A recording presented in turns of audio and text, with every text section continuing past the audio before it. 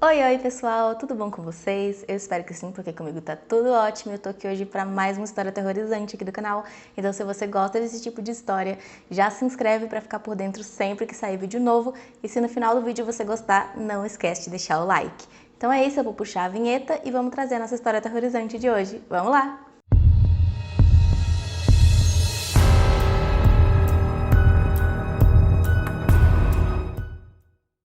Gary Ridgway nasceu em 18 de fevereiro de 1949 em Salt Lake City, Estados Unidos. Ele era filho de Thomas e Mary Ridgway e também tinha dois irmãos. A sua infância foi bastante conturbada, o pai dele era bastante violento e batia nele e nos irmãos, dizendo que era para educá-los. Além disso, o pai dele também contava várias histórias estranhas para ele sobre necrofilia, que dizia ter ouvido de um amigo que trabalhava em um necrotério. O relacionamento com a mãe também não era muito saudável. O Gary, desde criança até a adolescência, tinha um problema que ele fazia xixi na cama.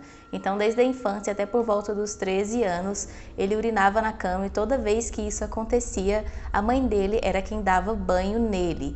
Então ela lavava ele, dava banho nele como se ele fosse uma criancinha, e isso até ele ter 13 anos de idade já. Então ele tinha muita raiva por isso, porque ela não deixava ele simplesmente ir lá e tomar banho sozinho, ela que tinha que dar banho nele, e ela fazia isso usando apenas um roupão. Então ele admitiu também depois que ele sentia atração sexual pela própria mãe. O Gary se formou bem tarde na escola, ele já tinha por volta de 20 anos, diz que é porque ele sofria aí de um grau de dislexia que fez com que ele ficasse atrasado.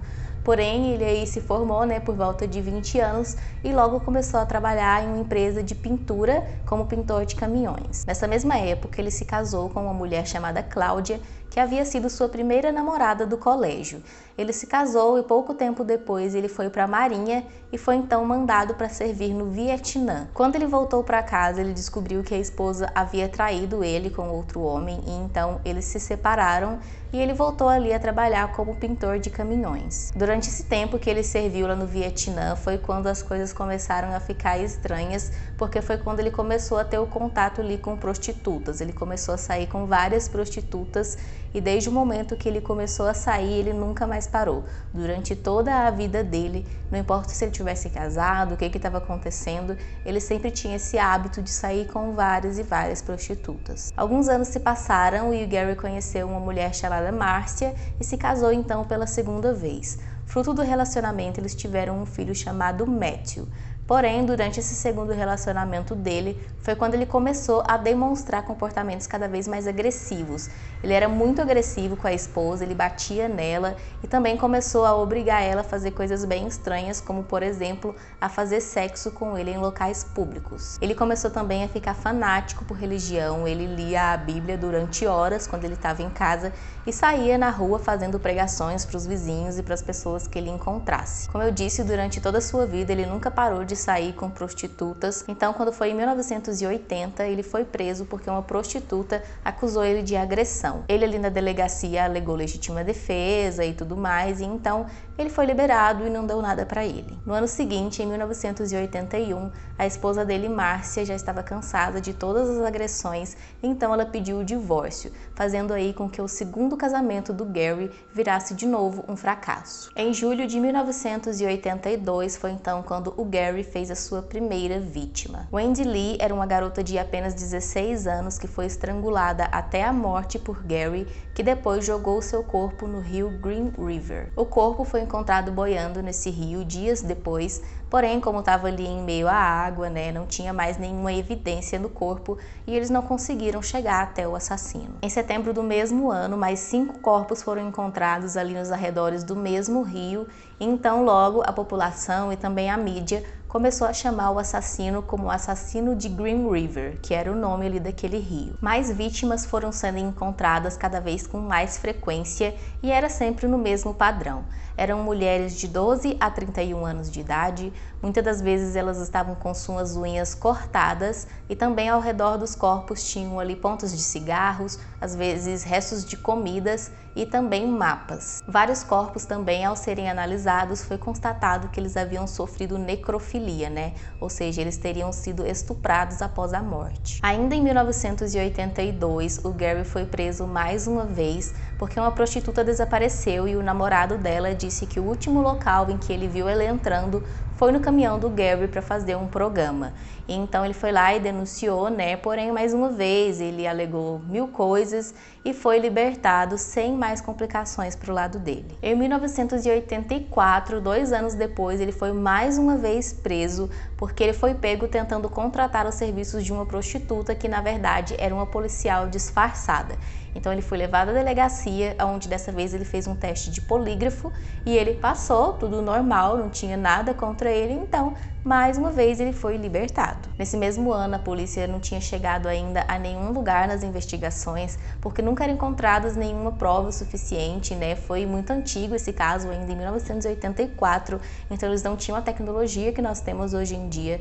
Então era realmente uma caçada ali, um beco quase que sem saída para a polícia achar quem estava fazendo aquilo. Mas então eles resolveram mudar um pouco a estratégia e fizeram uma lista de possíveis suspeitos. Nessa lista o Gary estava presente por conta de todas essas queixas e acusações que ele tinha sofrido de prostitutas, alegando que ele tinha algum envolvimento ou em desaparecimento ou então em agressão. Enquanto isso, em 1985, o Gary entrou em um grupo de pais solteiros onde ele conheceu uma moça chamada Judith. Eles começaram um relacionamento e com 2 anos de namoro, eles então resolveram ir morar juntos na casa do Gary. Nessa mesma época, a polícia continuava ali com as investigações, então algumas prostitutas que eram acostumadas a ver o Gary passando ali pelos lugares onde elas ficavam, deram a descrição dele para a polícia, que já tinha ali informações sobre ele, já tinha ele como suspeito, então a polícia resolveu ir atrás do Gary mais uma vez. Em 1987, a polícia então foi até a casa do Gary e levou ele para a delegacia para mais esclarecimentos. Ele fez novamente um teste do polígrafo que deu tudo certo, mas dessa vez a polícia colheu dele amostras de DNA, da saliva e do cabelo dele e deixaram armazenados ali no banco de dados e liberaram ele mais uma vez. Em 1988, então, ele e a Judy, que já estavam juntos aí, morando juntos, resolveram se casar. Nessa época, o número de vítimas do Gary já eram 46. Mas com o casamento e com a felicidade que ele estava ali com a esposa, ele resolveu que ele ia dar uma parada, ele tentou se controlar durante um tempo. Ele disse que ele estava muito feliz, muito contente com o novo relacionamento e ele sabia que se a Judy descobrisse alguma coisa, o 3º casamento dele estaria em jogo. Então ele tentou se controlar, mas a gente sabe que esse tipo de pessoa não consegue, então não demorou muito e ele voltou a matar de novo. A polícia investigou bastante durante todos esses anos, mas como eu disse, a tecnologia da época não era tão boa e eles não conseguiam ligar o Gary nem qualquer outro suspeito aos assassinatos. Então, somente no ano de 2001, eles fizeram testes para comparar o DNA que eles haviam colhido do Gary lá em 1987 com o DNA que eles encontraram no corpo de 5 moças mortas. Então, comparando esses DNAs, finalmente deu 100% ali a combinação e eles foram atrás então para prender o Gary. Ele foi preso e mais tarde eles fizeram mais testes que comparavam amostras de tinta também que foram encontradas nos locais do crime com o spray que o Gary usava, já que ele trabalhava como pintor. E mais uma vez o teste deu positivo e esse acrescentou mais 3 mulheres à lista ali de mulheres assassinadas por ele, além daquelas 5 anteriores. Mesmo com todas as descobertas da polícia, o Gary se negava a falar ou a confessar qualquer coisa. E então o advogado dele, depois de muita insistência, conseguiu convencer ele a aceitar um acordo, porque se ele não aceitasse, ele corria o risco de pegar a pena de morte. Então, por conta desse acordo aí, porque ele não queria morrer, pela pena de morte, ele resolveu contar toda a verdade para a polícia, assumir os crimes e também levar a polícia onde ele tinha deixado ali vários dos corpos das vítimas. Além de mostrar onde estavam os corpos, ele contou tudo, ele contou que ele atraía as vítimas, as prostitutas era mais fácil porque ele fazia de conta que ele queria simplesmente um programa e era mais fácil de convencer elas a entrar no carro, mas quando a vítima não era prostituta, ele se aproximava da pessoa ali porque ele deixava brinquedos do filho dele no carro, então ele mostrava os brinquedos do filho, mostrava fotos do próprio filho, para ir fazendo com que a vítima baixasse a guarda, achasse que ele era um pai de família e confiasse mais nele, né, simpatizasse com ele. E aí ele aproveitava esse momento que a vítima já estava com a guarda um pouco mais baixa e mais distraída e atacava ela.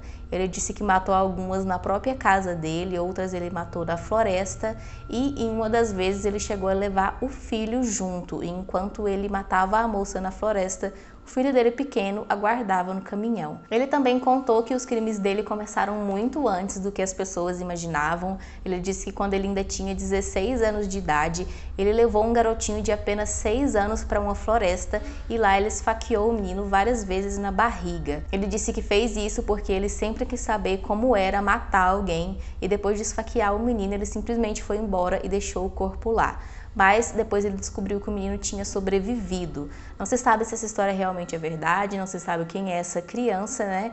Mas o fato é que ele disse que os crimes dele começaram aí. Seu julgamento aconteceu e então o Gary se declarou culpado por 49 assassinatos. Em entrevistas antes ele já tinha citado 61 assassinatos, 71 assassinatos, mas ele próprio disse que foram tantos que ele não conseguia se lembrar exatamente o número, mas os que ele se lembrava mais ali, né, que ele realmente tinha certeza, eram 49. Então ele se considerou culpado por esses 49 assassinatos e foi condenado a 480 anos de prisão sem a possibilidade de liberdade condicional.